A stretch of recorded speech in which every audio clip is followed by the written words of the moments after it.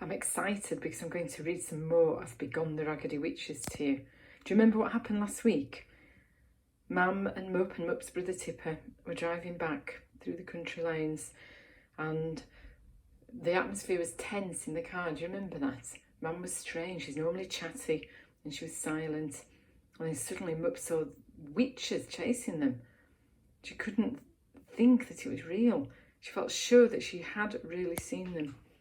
And that is where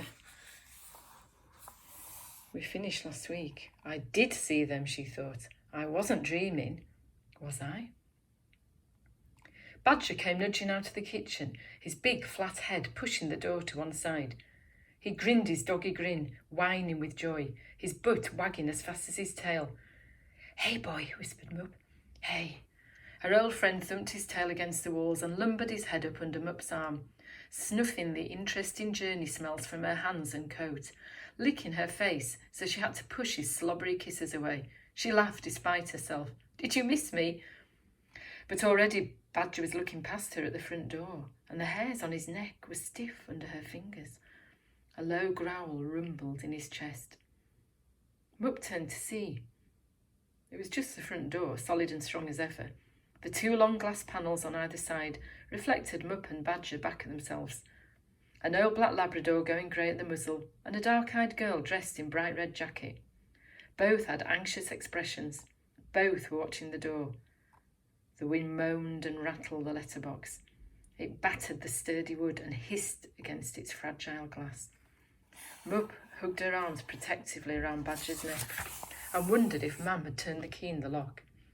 "You'll never guess," she whispered in Badger's ear, "what I saw in the trees." The phone rang and they both leapt, hearts hammering. It rang again, its shrill call slicing the air. "Mup!" called Mam.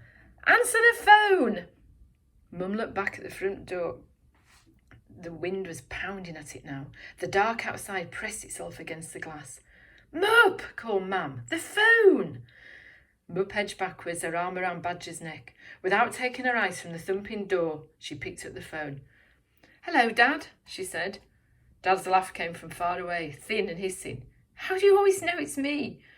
Mup shrugged. Outside the storm paused suddenly, as if listening to the two of them talk. On the phone table beside Mup there was a photo. Dad's dark face smiling under his yellow helmet, his welder held up in greeting. The orange girders of an oil rig surrounded him.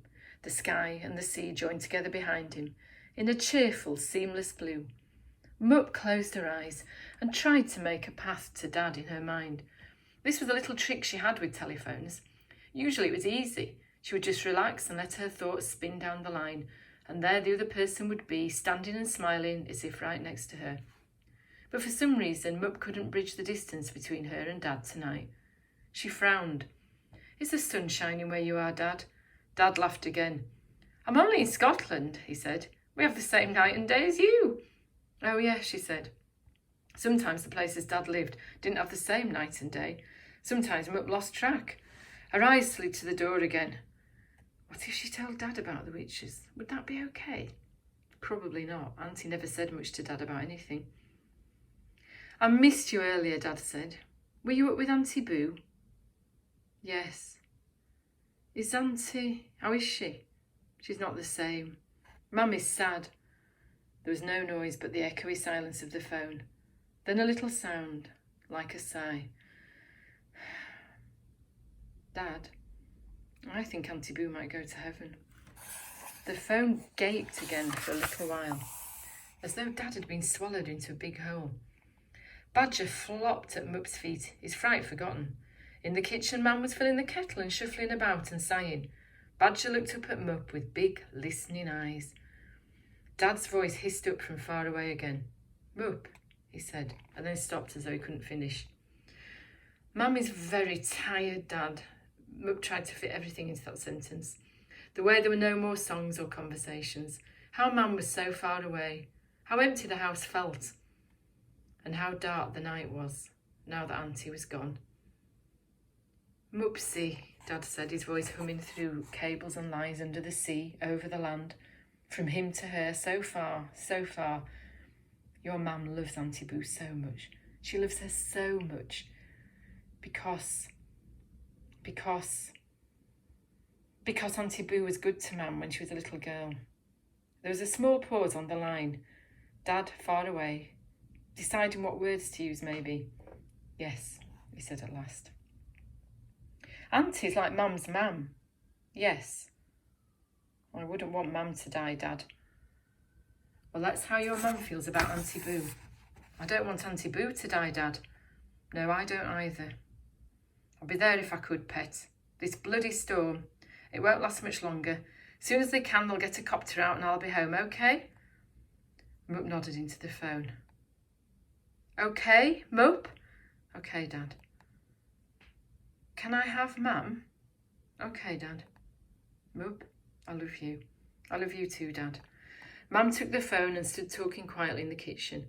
She didn't talk about Auntie Boo. She just asked how Dad was and kept saying, let's not talk about that now. Let's not talk about that. Very gently over and over. And when can you come home? But when do they think? Do they think that it'll be soon? I love you too. I wish you were here. Yes, I know. Mup kept her eyes riveted to the front door as she backed into her bedroom. To her shock, the too big moon was peering in at her window. Mup did not like the way it stared at her. Badger seemed unperturbed though, and he trotted straight past Mup and scuffled around on the rug until he got comfy. Determined to avoid the moonlight, Mup sidled along her bedroom wall until she was close enough to dive into her bed. She burrowed deep so only her eyes showed over the duvet. I won't sleep until you're gone, she told the watching moon. And we'll see what happens next time.